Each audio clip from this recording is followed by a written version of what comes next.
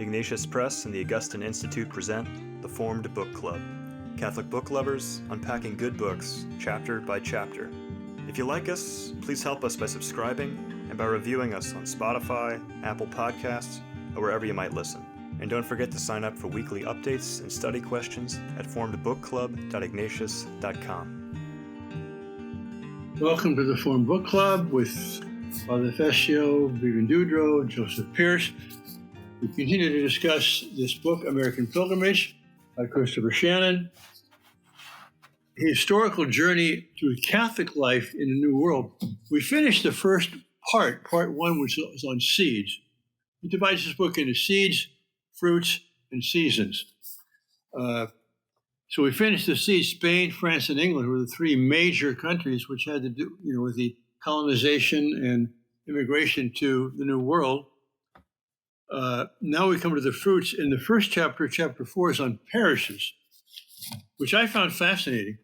I liked the whole book, but just to kind of see what it was like for Catholics to live in America in the 1800s. I knew some of it, but he puts it together very well. And how do we want to begin discussing this? Well, first of all, I would say that I'm on a learning curve, being the Brit, and I'm learning so much, and it's so it's so informative, and it's enlightened me about my my adoptive country, and I'm so pleased we're reading this. Very good. Well, I actually have the first sentence highlighted. Okay. I just thought this was interesting and sort of a perennial issue, if you like. John Carroll's cautious distance from Elizabeth Ann Seton during her conversion reflected his large concern to establish a faithful yet unthreatening presence for the Church in the United States. Seton's conversion raised the specter of Catholic evangelization. So I just thought it was interesting there how evangelization can be seen as threatening, which of course it is for either the secular ascendancy or for the Protestant ascendancy, but how it's always a tendency or a temptation for bishops to take the path of least resistance, which is to not rock the boat, which is therefore let's not go overboard with evangelization, and therefore even to the extent of keeping a saint at arm's distance. Yes. Well, of course, this is after the separation from England, but the whole tenor and attitude of the time was from the English persecution of Catholics. So I don't think, even though we become a nation and the Patriots won the war, so to speak, I still think the anti-Catholic attitude was very, very strong. And so I can see how a bishop would be concerned, especially a bishop who himself had been excluded. The Jesuits were suppressed, and Carroll was a Jesuit. So he had to be careful about what civil authorities are going to do to the church. Well, I understand. I would just like to clarify, I wasn't even stating it as a partisan position on my part. I just wanted to state the fact that there's this tension and this temptation, and evangelization is itself something which is threatening to the status quo, and a bishop has to therefore deal with that situation, is what I was really meant to say, not I was being partisan. All right. Even just the presence of Catholics is threatening. It still is. And this tension, we saw very keenly when John F. Kennedy ran for president in, we're talking about the 1960s now. And still don't worry that I'm a Catholic, I'm not going to impose my religion, and I'm not going to turn the country Catholic and all this thing. I mean, Catholics are still a minority in the United States of America. They're the biggest denomination, if you want to call it that, but Protestants there are way more Protestants than Catholics. So Catholics have always had this kind of keep your head down, blend in, don't be too outwardly Catholic, because that makes a lot of people uncomfortable. Yeah, and the danger of that, of course, however, is, of course, people then become what should we say, generic, secularized middle-class Americans living in the suburbs, and insofar as they're Catholic at all, they become cafeteria Catholics. So that's the danger, of course, the in that approach. Yeah. Well, let's talk about that, because that to me is the major dynamic that I see in this chapter in this book taking place in America in the 19th century, namely the desire of many, especially the Irish, to Americanize the church, to fit in, to be a good American. Of course, it was easier for them because they spoke English. Right. But then, especially on the other side of the spectrum, is the Poles. They came from a country which was the largest country in Europe a century before, the Polish-Lithuania Empire, whatever they called it. Commonwealth. The Polish-Lithuanian Commonwealth. All right, but then they were partitioned so that the Russians got the eastern half, the Germans got the western half, and the Austro-Hungarians got the lower half. And Austro-Hungarians were Catholic, but we had the Protestants on the German side and the Orthodox on the Russian side. And so those Poles who lived in those territories, which have been taken over now as part of Germany or Russia, what was their whole attitude towards society? We got to protect ourselves. We have to circle the wagons. We got to, we're not going to assimilate, because assimilating means losing our faith. So they come in the United States when the Irish are saying, let's all assimilate. And they say, what are you talking about? And so you get these national churches and the attempt of bishops to try and moderate this kind of ethnic or nationalism that comes in from the immigrants. Anyway, there was a lot to be said on both sides of that issue, Yeah, and absolutely. And the whole point is, of course, that it's natural, and I find myself in that position, that an immigrant is going to want to hold on to the roots of their own culture. But it really is unless there becomes a critical mass, which might possibly be the case in the future with the Hispanics. But as long as the immigrant community is a relatively small minority, it's a self-solving problem, because the immigrants' children are not going to be as interested in the roots, and they are going to be more assimilated. And certainly the grandchildren are basically going to be Americans. So the issue sort of solves itself. But at the time, with the first wave of immigrants, especially if there's a large enough number of them to set up their own parishes in their own neighborhoods, that perception of things, that telescopic perception of things into the future, is not something you can necessarily perceive. And especially since the Catholic immigrants, particularly from Ireland and later from Italy, also from Germany, but especially the Irish and Italians, they tended to congregate in the big urban areas where they began to dominate. I mean, they became, if not the majority, close to it, some of these places. And for some reason, the Irish they got a political gene in them.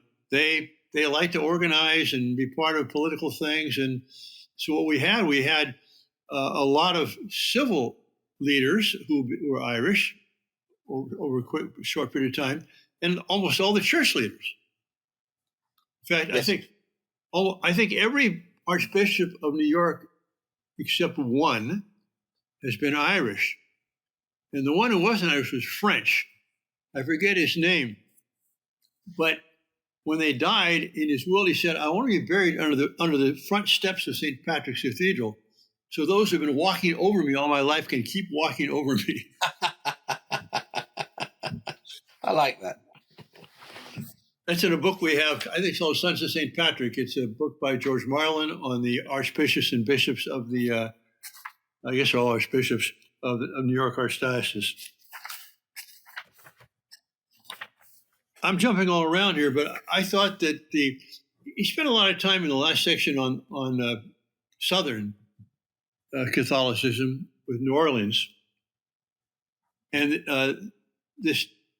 and then San Antonio, Texas. Oh, that was the West. Sorry, San Antonio was the West, and that the church was St. Ferdinand's. What was that parish name? Yes, was it San Fernando? San Fernando. And he talks about San Fernando. He talks about that in this chapter. That's right. Towards the end of the chapter, what interested me was he showed it was kind of a symbol of how the parish was, as it should be, the center of Catholic life for Catholics in America, and how San Fernando went through. They came under 3 or 4 flags in about 30 years. You know, the Spanish, then the Mexican, then Texans, and then the U.S. But nevertheless, and there were changing attitudes. And when it became a United States territory or state, then we had a lot of Anglos coming in, and that caused tension. But through it all, this church remained a center where Spanish or ex-Spanish could be there, Mexicans could be there, Texans could be there, other Texans, and finally Americans from all over. That was beautiful. It's interesting to note, he notes that Mexico has always suffered from a shortage of native clergy. Yeah, I wondered about page that. 272. And so part of the issue in Latin America, it's not just Mexico, is that the clergy has largely been Spanish-born. And so it retained the colonial church problem, where the people, the native people, did not really feel. That's an interesting phenomenon, right? Whereas take the Irish in contrast, they had a plethora of their own clergy, so much so that they became the dominant clergy throughout the entire country. Yeah, there is something there that was also mentioned, I don't know the page reference, you know, that for the Irish, particularly in the 19th century, when there was an awful lot of poverty, that a career in the church was a way of escaping poverty and becoming educated, which is why most Irish families in the 19th century could boast a priest and a nun amongst the siblings of the of the children, you know. So there is that sort of, I won't say worldly, but should we say there is a sense that becoming a priest is getting on in the world, is becoming respectable, right? Yes. Well, in a contrast, or not necessarily contrast to that, what you just said, what Vivian said about the Spanish, European Spanish being the priest for the Spanish-speaking people, and setting at that kind of a hierarchical tension. In New Orleans, the St. Augustine's Church, that was phenomenal. We had all these free slaves who were Catholics who actually were the bulwark of that church. Yes, and then they got squeezed out for a time, but the good ending was that it eventually became an integrated church. In fact, he says on 266, it was the most integrated parish of the United States at that time. Yeah. And so, and the other interesting thing about the parish is that Plessy, from the famous Plessy versus Ferguson Supreme Court's decision in 1896, that Plessy was from this parish. And that how did he get into this Supreme Court case against segregation? Why, he did an act of civil disobedience. He bought a ticket and sat on the wrong side of the train, right? Wrong car. A different car. It wasn't a different side. It was a different car. Right. He was sitting in the wrong place, in the place, that colored people were not supposed to be sitting. And that this act of civil disobedience is what got him arrested. And then the case went all the way to the Supreme Court. But a lot of Americans presume that the civil disobedience tactics of the civil rights movement began with Martin Luther King and Rosa Parks, right? And here, this Plessy, this Catholic from St. Augustine's Parish in New Orleans, he's pulling this maneuver in 1892. Right. The interesting thing on that as well is that obviously the Supreme Court did not do the right thing, but the lone dissenting opinion came from the one Catholic on the court, Justice John Marshall Harlan. So it's also worth noting that it was the Catholic on the Supreme Court who supported Plessy's position. No, the other way around. Unfortunately, it was the Catholic who dissented from the opinion that segregation was wrong. No. Plessy Ferguson is separate but equal. Oh, you're right. Yeah. I'm sorry. Yes. Yeah. But you're thinking perhaps of Dred Scott, where Taney was Superior Judge, who was a Catholic, and that was their property. Dred Scott was a horrible decision. That's right. But Plessy versus Ferguson set up, and that was eventually overturned as well. But Right. What was the Supreme Court decision that overturned it? Was that Board of Education? Brown versus Board of Board of Education. Education. Okay, so I'm ahead of myself. Okay, you're right, Joseph. Thanks for pointing that out. I had it the exact opposite. I'm only right because I'm reading the text here, because all of this other history, just this context you talked about, these are just names that I know nothing about. So, I'm the ignorant one in the room here. No, but you read more carefully as a result. That particular passage, yes. At least here, anyway, yeah. So we talked about San Fernando, and Guadalupe was strong there. We talked about St. Augustine's in New Orleans. Then there's that wonderful church in New York on 115th Street, where they had this great devotion to Our Lady of Mount Carmel, and how it was a huge feast, and the streets were full of everybody, and they brought in candles, as votive offerings on page 251. One man who survived a fall from a 5-story window offered a candle weighing 185 pounds, his body weight.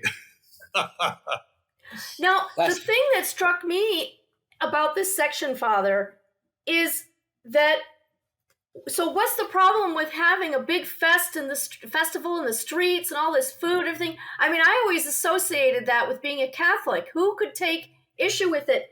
But I think what Shannon is trying to point out is that for some ethnic Catholics, these popular sorts of things sort of had a higher importance to them than going to Mass. That somehow these folk customs were more important than the sacraments themselves. And that was the tension, in addition to whatever cultural prejudices there might have been against Italians. For knowing how to have a good time. Right, and Shannon points out here that all the poor immigrants brought with them a lot of folk customs, including some superstitions, and the bishops were interested in trying to weed that out. I suspect probably Irish more than others, not only because they're Jansenists, but because they couldn't have those things in Ireland. Right. You couldn't have those processions. So they came here, and it must have been shocking to them to see all this public expression of piety. And all this food. I mean, all this overflowing of food and eating and everything. Here these people have come from being starved to death and then scraping by and living in these awful tenements. And here come the Italians putting on a big party. Yeah, and also, I don't like to be bandying around the word racism too liberally, but I do think part of it is that these customs are alien to those who aren't from that folk tradition, and there's always the tendency to not give, should we say, a tolerant attitude towards other people's traditions that seem strange to us. Right? That's not the way we do it, and therefore, because it's not the way we do it, somehow it's wrong. Right? And I think it's a natural sort of ethnic way of being threatened by something which is foreign and strange. And so I can sort of see that, these Italians are just weird, quite frankly, right? I can just sort of see it on that knee-jerk level, Well, here's a contemporary consequence, or at least continuation of something like this. Here in California, we have a fairly large Portuguese community. And on Pentecost, they have a huge feast because in the Azores, there was a famine years and years ago, centuries ago, and they prayed that the Queen would send them relief, and nothing happened. Finally, on Pentecost Sunday, the relief came, and famine was averted in the Azores, and so they began to celebrate this. So to this day in California, on Pentecost, in Half Moon Bay, from all over the country, all over the state, the candidates come for the Queen, and they choose a candidate, and they buy several thousand pounds of meat and barbecue it and give it away for free for anybody who comes. It's a wonderful celebration. Father, they do that all up and down the Central Valley, too. It's not just Half Moon Bay. All those little Portuguese settlements up and down the Central Valley, when we lived in Manteca, they had a Holy Spirit Hall, did the same thing. And it went on for days. And they're producing all this food that anyone from anywhere can come and eat. I know. It's wonderful. Also, it was interesting. I mentioned before this problem with Poland had with the incursions of the Russians and the Germans, but that's page 251. He goes on about in Germany it was a Kulturkampf with Bismarck, the culture war, and with the Tsar it was Russification. So I guess the 19th century was a century of heightened nationalism. I don't know if that's true or not, but I think it probably is true.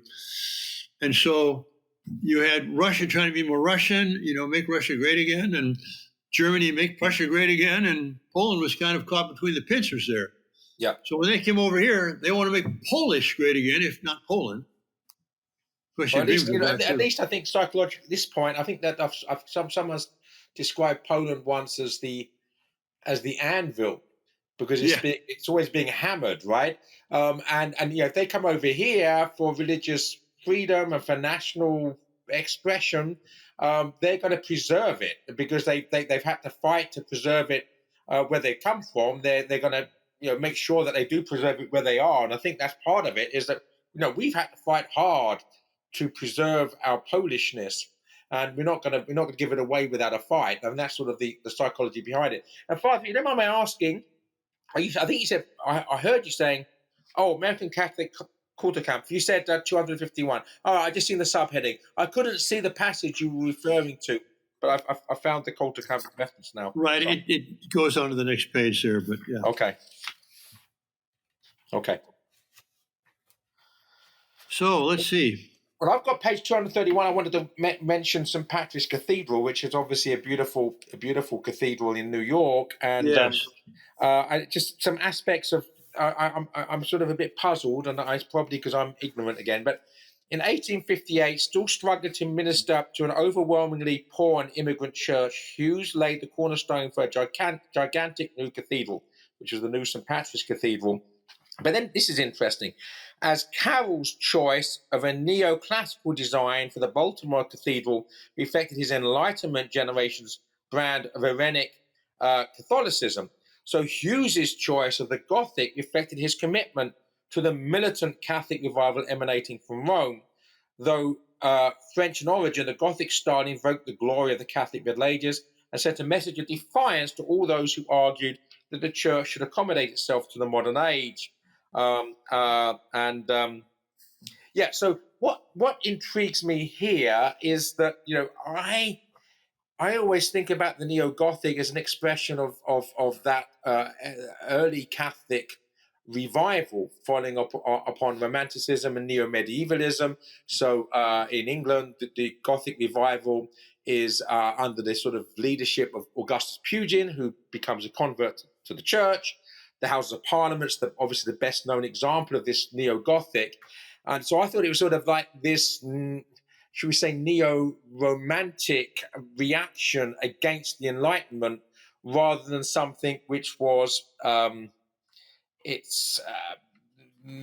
medieval per se in the Gothic and emanating from Rome, which the Romanesque that emanates from Rome, right? I see this as part of, if you like, the Irish being part of this English-speaking British Catholic revival, because and so this part of the Gothic revival, which takes off in England in the 1820s. This is 30 years later. I think it's just an expression of that Gothic revival rather than something expressed in this broad stroke way that the Christopher Shannon does so. Well, I don't wholly agree with that, because I think that if you want something which says Catholic, it says Christendom, it says the days of glory, there's nothing like a Gothic cathedral to do that. I agree, and obviously we have Chesterton's wonderful essay, yes. Was it The Architect of Spears, the militant, the Gothic architecture is the church militant on the march, right? So I agree with that, but it just seems to me with the positioning of it, with the Irish being part of British culture, albeit distinct. Well, I don't know. To what extent would you say the Irish were part of British culture? I mean, they were kind of anti-British culture as best as they could. Well, but It wasn't like they were friends. The Irish members, the Irish, for instance, that got the very important for getting Catholic emancipation for the whole of the British Isles were Irish nationalist members of the British Parliament. So, and John Henry Newman goes and establishes a Catholic university in Dublin. I mean, it's and the vast bulk of people fighting in the British Army for the British Empire were Irish soldiers. So it's an uneasy. There's, if you like, I say brothers, certainly cousins, and there is a shared cultural identity, but one which is obviously strained and so. Okay, but what's the symbol of the persecution of the Catholic Church in England more visible than taking over the churches, many of which were Gothic, for the Church of England? And what would a Catholic yearn to do, as I yearned to do when I was in England? Say, in fact, when we were there together, Joseph, and I said Mass, they let us use an Episcopal, Anglican church, where they had kneelers. People were kneeling down and everything. But I thought, this church, it did belong to us. It should belong to us, right? So I can see if I were an Irishman, in the 1800s, I'd say, I want my own church. I want one like the one they took away from us. Except that most of the churches in Ireland are not Gothic, largely because they couldn't build them. Because from the time of Henry VIII onward, the English had been over there persecuting the Irish Catholics, and they weren't allowed to build churches. The whole thing's complicated and complex, but it just seems to me that the Gothic revival was something which blossomed in England from the 1820s and 1830s. This is just 30 years later. It seems to be part of that movement rather than this sort of, and it does represent the church militant. It's not an either or. It's just that he doesn't seem to situate it within what's happening aesthetically in the 19th century. Well, I see a synthesis here. Okay. That you're right, Joseph. Like, where would you get the architects to do these cathedrals? I mean, whatever artistic movements were afoot, influencing architecture and so on, those are often parts of larger trends going on. But what was the motivation for the Irish to want these majestic Gothic cathedrals rising out of these cities when the people sacrificing to build them are dirt poor, never had this glory for themselves in their country of origin? I think that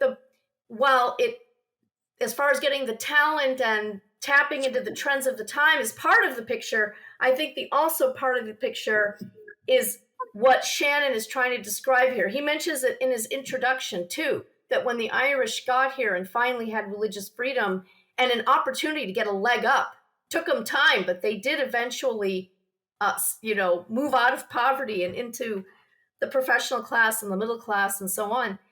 They wanted to have the kind of glory that they'd been deprived of. Yeah, and I agree. I think it's a both and, not an either or. Yeah.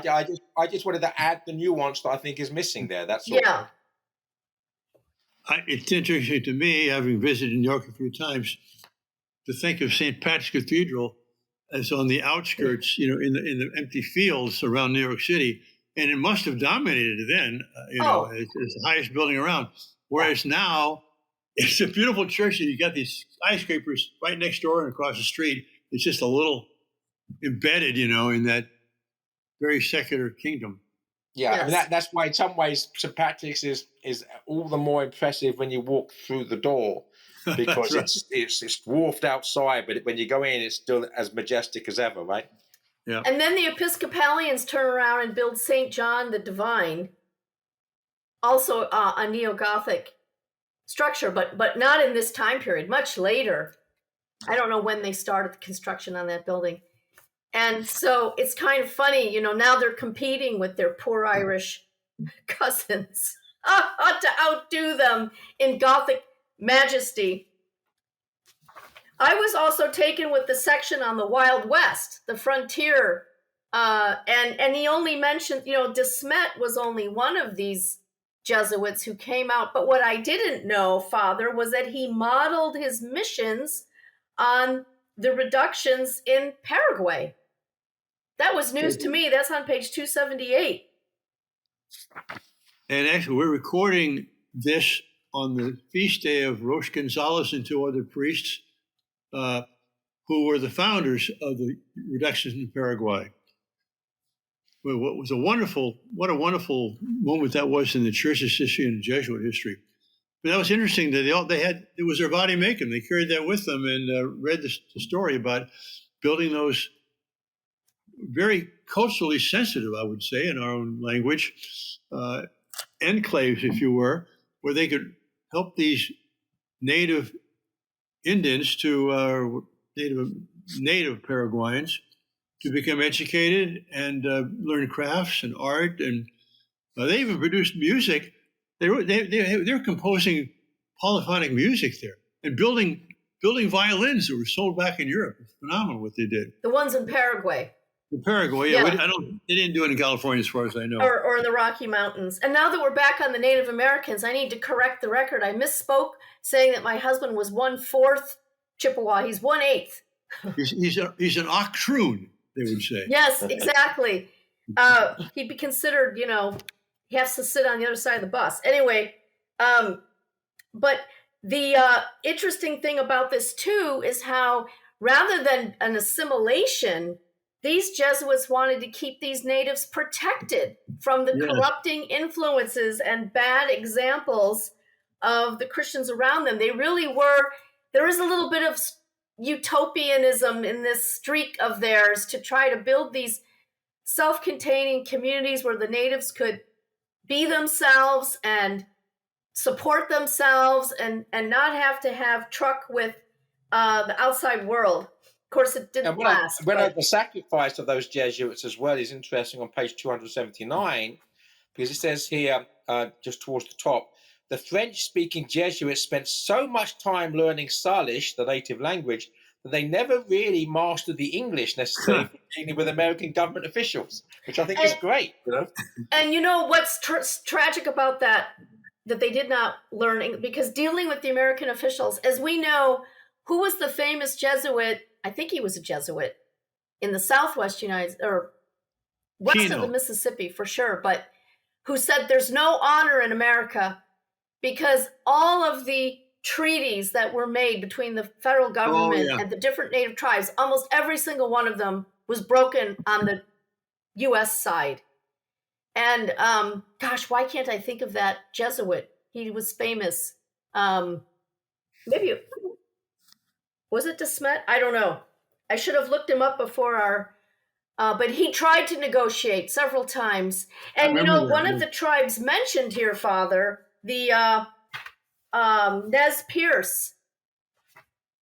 That's the tribe up in that part of Oregon that we would go for the summer. That's right. Right. And that town named for their Chief Joseph. Yes. And he ended up in the end repudiating Christianity.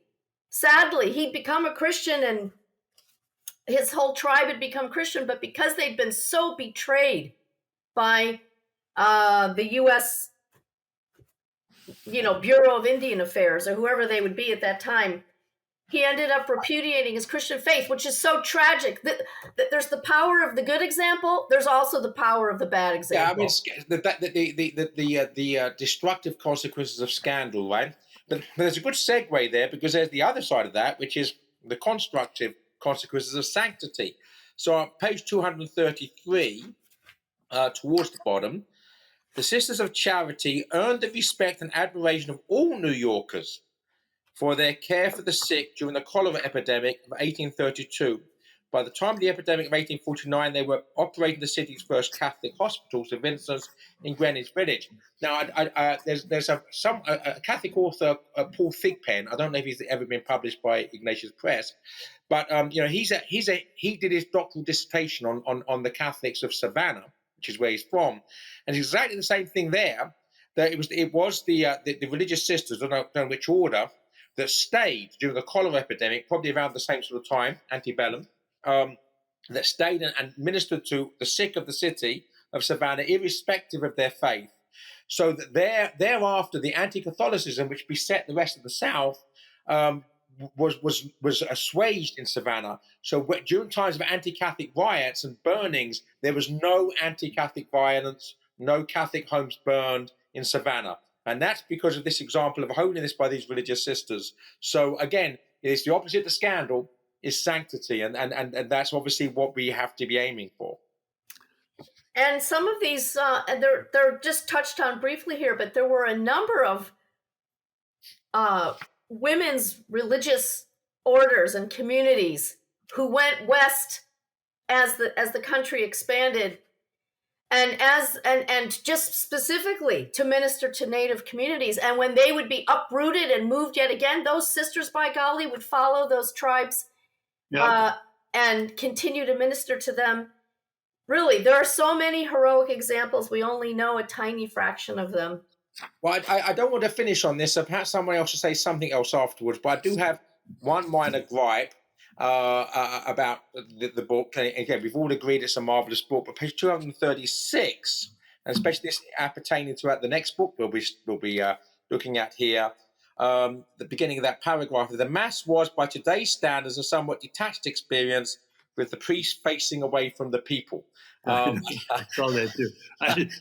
I didn't. That manuscript did not go by me first. This was a joint venture with Augustine Institute. I know, and I'm wondering how it got past me. But then, mea culpa, mea maxima culpa. Well, that's right. But apart from his speaking of this in seemingly a critical way, what he is rightfully criticizing, those in attendance spent most of the Mass absorbed in private prayers and devotion of the sort promoted through the devotional revolution. They thought the prayers more efficacious for being said at Sunday Mass. The detachment that he's getting at, you don't want to just ascribe that, well, because the priest is facing east and facing God, you don't want to ascribe the detachment to that. But I'm happy with the rest of it, but the priest is not. The priest is facing the same direction as the people. Yes, that's what I just said. So, I just said he's wrong to ascribe the problem just to the priest facing east. And he's not even doing that. He's ascribing it to those other things which you quite rightly point out. Yes, all and those were real problems. I'm just saying. In the pre-conciliar church, those were real problems. He should have been brought to task on that. That's what I'm saying. Well, but we should finish on a more positive note. So I'm going to shut up now and let someone else say something. Well, why don't we simply wish everyone a happy Thanksgiving, and we'll take a wonderful Thanksgiving break to give us more time, our listeners, our viewers, and ourselves, to give thanks to God for all our gifts that He's been giving us. How's that? That's great. All right. So we're back in 2 weeks, then, Father. Yes. Yep, 2 weeks. And we'll cover the following chapter. Right. All right. Thank you, everyone. If you enjoyed this discussion, please help spread the word about the Forum Book Club by subscribing to the podcast and writing a review. You can sign up for weekly updates at forumbookclub.ignatius.com.